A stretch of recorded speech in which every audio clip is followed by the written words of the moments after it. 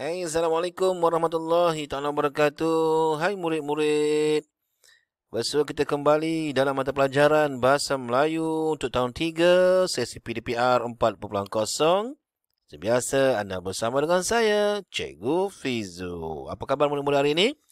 Cikgu doakan semoga murid-murid sihat bersama dengan keluarga tersayang dan insyaAllah selamat selagi anda kekal berada di rumah masing-masing.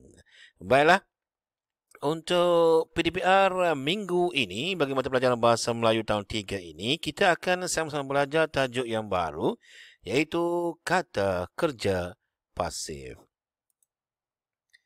Baik, sebelum itu, apakah objektif pembelajaran kita? Okey, objektif pembelajaran kita hari ini ialah murid dapat mempelajari dan memahami kata kerja pasif.